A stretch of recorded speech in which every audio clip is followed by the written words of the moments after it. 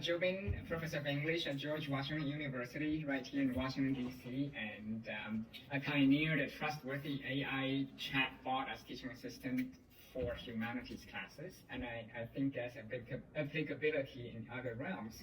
And if you're curious, you can go to criticaltheory.info. So that's like one word, criticaltheory.info. So it's deployed on this Open Education Resource, OER. It's an open access textbook for introduction to critical theory. And so this AI is specially trained only on my lecture, only on the sign readings at my web textbook. And it's trustworthy because we programmed it with my computer science student. It's a great kind of humanities STEM interdisciplinary project. We programmed it to draw answers only from the preset boundary. So we've been pretty successful. There are other possible ways to do this kind of custom AI, I'm sure you know, but they're largely commercial, like my university subscribed to Microsoft Copilot, and there's a mode where you can say, search only George Washington University domain, but actually it's not precise. So this is an open model and can easily be deployed on any of the websites, or even without website, you can just use it. So it's a fun experience this summer building this. We draw, I have to purchase tokens and APIs, so we make calls to OpenAI's GPT. It was 3.5 and it's now 4.0.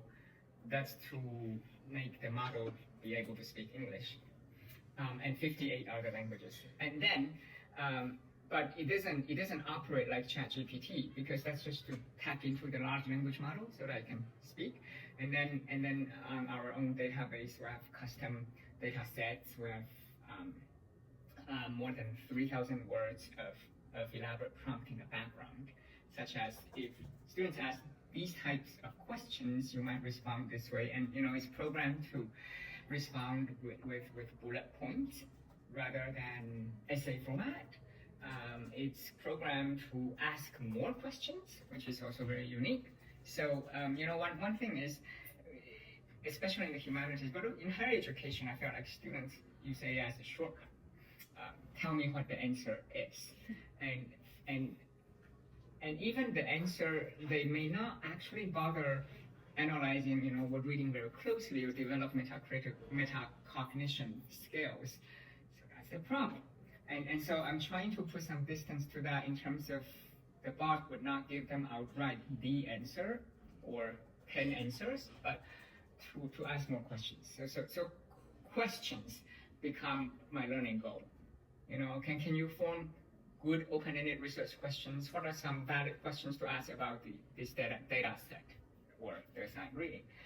The bots will inspire you to ask more because you're asking questions along as prompt, but the bot will come back, that's an interesting question, but have you thought about this or that question is relevant to these 3 other possible questions? So it's a very useful model. You could do that to some extent with off-the-shelf models, but you would need to give 500-word prompt to students for them to copy and paste in to say, play the role of this. Here, it's completely open and free for any student in the world to use. It's not, you don't need to log in, and it's already programmed to do all of these pedagogical things in the background. So that's really exciting about the project. And next year, with more funding, we're hoping to open up the instructor interface in the background so that anyone can come in, create an account, and start to create your custom bot. I also have what I tell students magic words, which is actually boundary setting words. Yes. According to Professor Joubin, or according to chapter 2, how is this particular concept defined? And that would direct the bot further to will make it draw even more precise answers because you're setting boundaries. Or according to, you name the author, right, of this piece. And so you will not talk generally, but actually very precisely. Welcome. That's another feature. And so I'm right now testing the concept trustworthiness. Like, how do we form trust between humans, between human and machines. And when you are not an expert, like students, how do you assess and say, this tool is trustworthy? You're actually a beginner in a particular field. Typically, we speak of trust as an expert mode. You're an expert on a topic, and so you can evaluate and say this model, is it trustworthy? Meaning, does it give correct answers? So that's a traditional way of thinking about like trustworthiness. If you say something is trustworthy. So I was just going to make a comment. It seemed that like you spend a lot of time setting up as far as the query and what questions you should be asking. But like thinking about where you're going and also thinking about what's on the back end. And I would think that that's what the whole premise, as far as, at least from my perspective, the trust, Yes. as far as the output. And maybe, I don't know if we could talk a little bit about that. I think it's also interesting in terms of, if you think about trustworthiness, not just about precision of reproduction of data, like this data set, does it reproduce it accurately? Kind of like a copy machine, Xerox machine. That's one to think about it, but I think another way to think about it's the explicit knowledge, like knowledge we sure have, and possible knowledge, like knowledge we have yet to create. It's interesting, you think of, so in academic terms, what is explicit knowledge? It's the knowledge that in peer reviewed, we publish on, it's been vetted, and it's reproducible generally for most fields.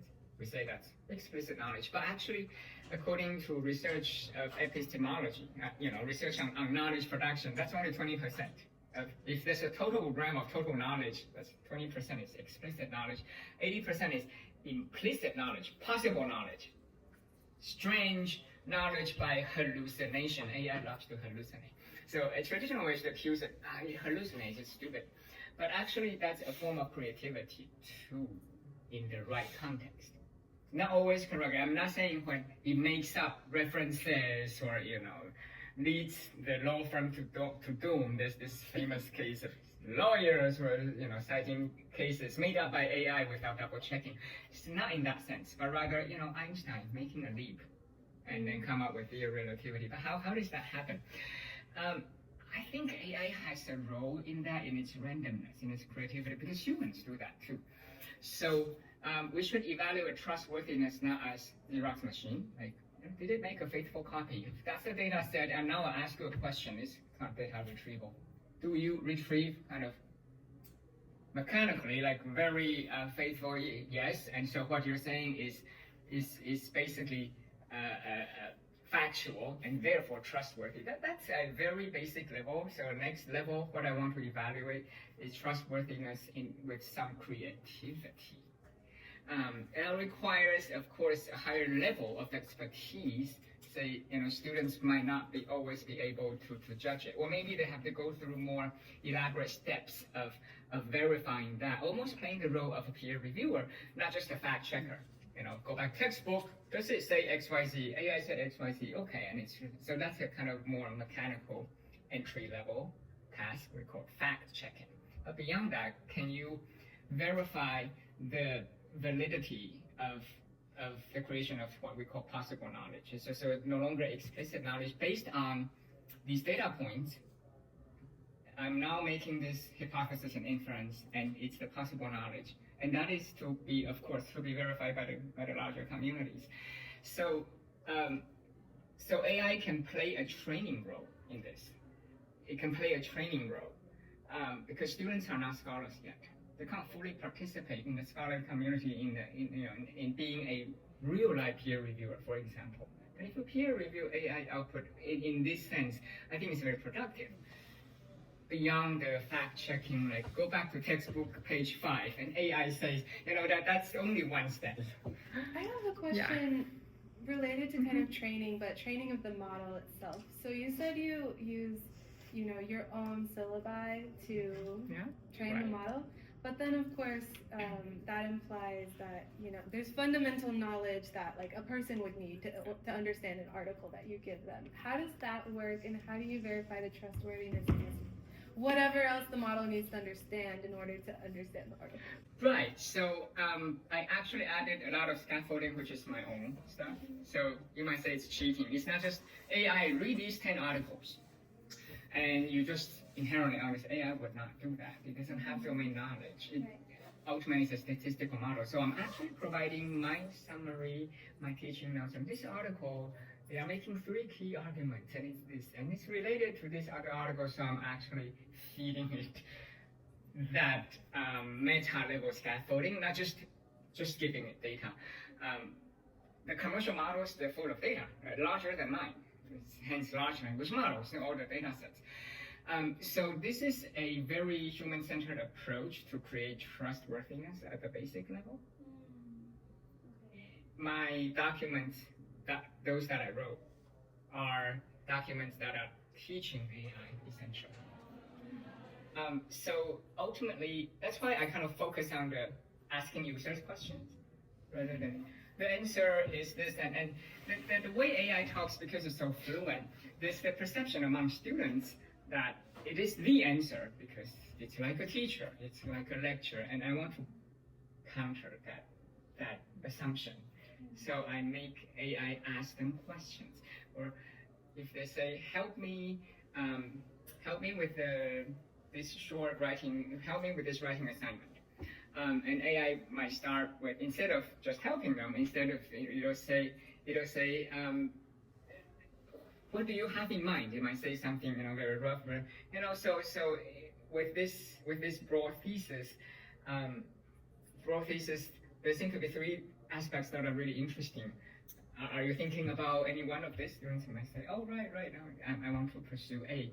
And so it's in this kind of back and forth that you slowly develop it. I'm using it as a simulator, as a conversation partner. They can always come to me, but some are more shy. There's also the demand. I built this based on research of current students' needs. Number 1 is actually 24/7 real-time feedback, which of course no university or faculty will be able to provide. And so the instant feedback was really valuable to them, even if I've made it very clear there are caveats. It's not perfect, but it's a partner. It's not perfect. I use tennis as an example. Like you practice tennis, you don't always practice with your top coach, but it's still practice. Hi, I have a question. Sorry, my name is Hana Yu. I'm a professor of media communication, journalism at California State University, Fresno. So I teach reporting and media writing, and over the past years, I've noticed that more and more students using ChatGPT to write a paper assignment, and I'm totally, pro for these amazing technologies. It's like, the first time human invented electric calculator. They thought it's decline of human knowledge, but it's not. So I really but at the same time, it makes me wonder that what's the future of writing assignment any longer? What's your opinion about that? So my students use ChatGPT, especially for reflection papers. So like I have them watch documentary and then ask them thoughts on this. What do you think about it? That's a very good one. Misinformation, disinformation. Yes. What's your thought on this? Right. And ChatGPT. That is very unfortunate. I understand. Yeah. But your design is already very advantageous. You're not asking to summarize this piece or summarize this documentary. Summarization is terrible. It's inviting the use of ChatGPT. That's one thing it does. So it's great you're not doing that, and you're doing everything right. I would say one thing I did is in-class writing. I wonder if you'll consider that shorter kind of short form writing. Instead of when they go home, they're alone in front. The temptation is great. They'll go to shortcutting. But if it's in class, right after discussion, it's hot, right? And now write 200 words. Might be an opportunity, and it could be a timed writing piece. Absolutely. So that there's no time to resort to. And just write down what you just said in a discussion, kind of thing. Yeah, I guess what's confusing for a faculty member, I don't know if it's only my institution, is that the president or the administration is really pushing this AI tool to classrooms, and they are really excited about that, and I agree with that. But from students' perspective, they might wonder, so if you encourage AI to use in the classroom, why not we can use AI for my assignment? That's how they think, and I wouldn't criticize that. I wouldn't blame them. because for me, writing is iterative, meaning versions are important. This is actually true for coders too. So version control is very important for computer science. So you write, but it's iteration, and it's not in the sense of now let's upload our draft to AI, help me polish the prose. That would be an unproductive use. But AI is good at one thing, pattern detection. So let's put in our draft and help detect the patterns in my writing. That is super useful. A lot of people open it, oh, I didn't know I used the word clearly so often. Oh, I didn't know but just not just word usage, but also patterns such as you tend to say A, B, and then C is very exciting. Suddenly you circle back to A. Let's reorganize. So that's a higher level thing. So we actually use it as a mirror to think about pattern. As writers, we're very close to it. We may not actually see patterns in our own. I wonder, I'm personally most familiar with like MLA format, but are there guidelines already that exist for like how you said that, AI can help with those leaps in thinking that might spur someone's thinking to go on a whole new direction? Are there ways to cite AI? Are there also ways to teach our students to, like, creating boundaries, I guess, and guidelines for how to use? Does that exist somewhere? Or is it everyone making it up? In terms of the leap in knowledge creation, or kind of creating possible knowledge that I talked about earlier, there are many, many data points, but only some are conventional linked. And so the so-called hallucination or kind of human creativity will be linking data points that haven't previously been linked. And that's very useful. Perhaps not tightly linked, but have you thought about these data points together at the same time? MLA actually is a great resource, Modern Language Association. They have a whole guideline. First of all, about student critical AI literacy. There are 10 points, not 10 commitments, but we go through those in class. Like, you are literate when you can evaluate the quality of AI output and so on. They also have a whole guideline about citing AI. So you would, like any scientific experiment, it's important to cite the instrument. You need to say the date, and you need to have the prompt, your prompt in there. So this prompt is GPT-4o, and it's this. Why is date important? Well, because these models are evolved by date. So that's their advice. Now, there's a caveat. Let's think about it. Because it's not reproducible, right? We all ask we have exactly the same prompt. We put it into the same large language model. Actually, each person will get slightly different answers. That's the nature of it. There's some kind of randomness, and it's so-called black box text, meaning that the programmer will not be able to explain to us why does it have this output. Well, it's statistical. So that's sometimes seen criticized as a disadvantage. Like, oh, it's not scientifically reproducible, so it's useless to cite it. Because citation is a scientific tool for verification, like a theorem of math. If you follow my steps, this proof, you reach the same conclusion, it's proven to be true. In humanities, social sciences, I have all these citations, you can trace my footsteps, look at, did I misquote the source, right? I didn't. It's factual, so perhaps my conclusion would be verifiably true. But frequently we cite interviewees. So when so said this, right, or the citation of personal communication, that's actually not traceable. So AI is not the only how do you say, right? We live in an era of opaqueness. I ask you something, you said it today, but next month we come back, you might say it in slightly different wording. Maybe your perspective has changed. So it's not I'm just saying the unverifiable problem is not uniquely AI problem. And if you think kind of broadly about human subject research, you actually have this as well. So I'm an advocate of of AI literacy, but at the same time, I don't tend to take a binary view. That's machine, that's human. I think that wouldn't hold very long. Or, automation, AI or machine. It's about automation. Humans don't do. Actually, we do a lot. Otherwise, we'll go crazy. breathing, drinking, walking, everything. It's the organized automated, meaning it doesn't enter consciousness. You're not like analyzing it. And so this criterion the popular criteria people love to use to say, human texts are like this. AI texts are not human. It's also not very productive because, well, AI text is actually a large part is human, just regurgitating the human data sets. So it's a synthesis. To say it's just the machine would be obscuring the responsibility because it's the machine. Machine's evil. It's doing this, and then we don't think about tech bros, technocracy, various other issues. The humans in the engine room, who created this, with what kind of assumptions? When you say human versus machine, in fact, I've been pushing kind of humans and humans and humans, and some are perhaps bad actors who are not thinking about social welfare. So it's very important to kind of keep the focus on the humans, not just the users, I think. And so, in conclusion, the project that I launched on this trustworthy AI teaching assistant, I hope to use it to model best practices in civic science. Civic science is a concept to say that scientists, engineers should be citizens, responsible citizens, but also citizens in other walks of life. Not everyone has to be programmers.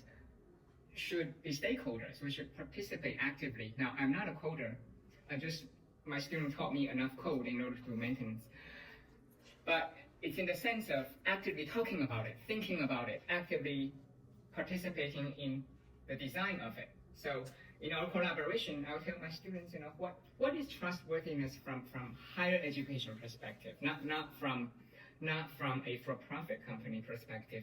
And we have a lot of conversations there that lead to the final design of this so-called trustworthy product. It's a very early stage, but I think civic science is very valuable and important. If the students participate in this, maybe they will be less and less likely to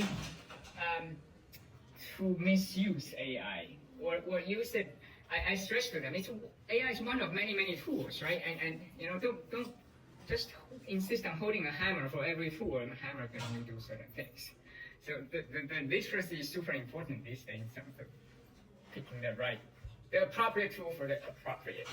I thought your point about human versus machine, that there should be this bifurcated way of looking at it. That's true about data sets, because my work as an investigative journalist, like you get this data set, and then there's this amazing premium put on those numbers, but like, okay, the numbers to begin with were come off, a sheet of paper that a government official decided to collect these data sets. So like with this aura around these numbers, like there's something magical about them, but you can always trace them back to a human. Yes.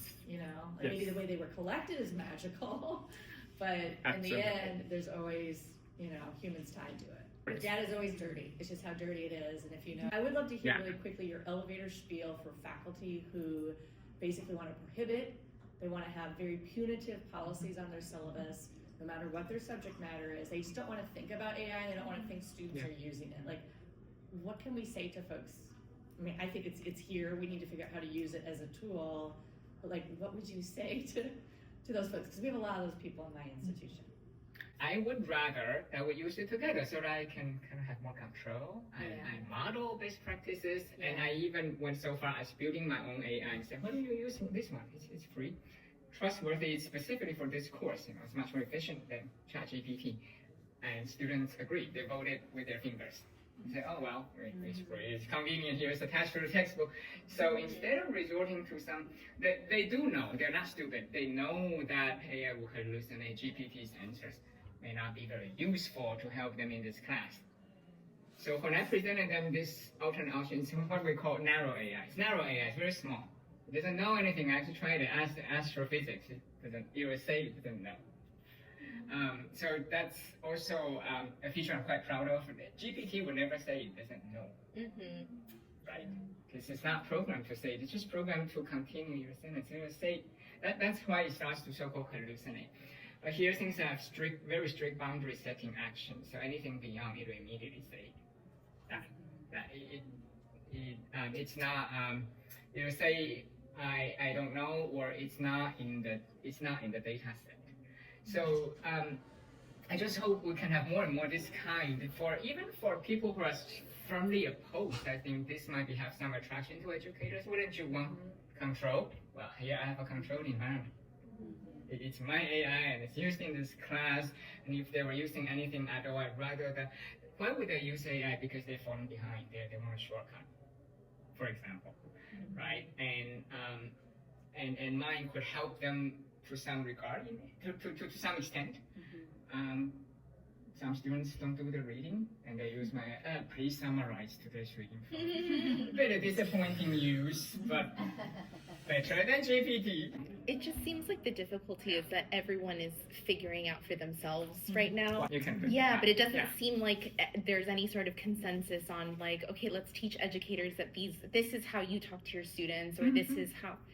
And I can appreciate educators' reluctance to go in on AI, but I mean, I absolutely agree that it's here and we have to figure out. We've sort of canceled all our plagiarism tools completely. Plagiarism. We've, we use Turnitin, and we've had instances where, the faculty members thought that this was an AI produced essay, and the students really, did not. They did not. Okay. So mid-semester, there's a policy that's been issued that says that we are not supposed to, hold the student to any plagiarism. I have the same problem. What I do is I don't talk about the origin. I just the quality of this piece of writing. It doesn't meet the standard. So we talk about quality. Yeah. And they know I actually told them openly, I don't care if it's you use dictionary, use AI, or whatever. You ask your parents how you came up with this. I'm teaching you that the quality here doesn't meet the standard, and we can work on it in these ways, and I think that's more productive. So since we cannot effectively talk about that's AI text, there's no such thing, the tools don't work. So talking about quality is more interesting than provenance. And one final point, journalism. I have graduate students who are journalists, who are part-time students, and they said, prompt engineering, that's journalist job, because in asking a source, it's all about prompting, how you frame the question. Depends on what you get out. So for them, AI is disruptive, but also not new, this prompting thing. Right. Maybe there's another way you might think about designing an assignment.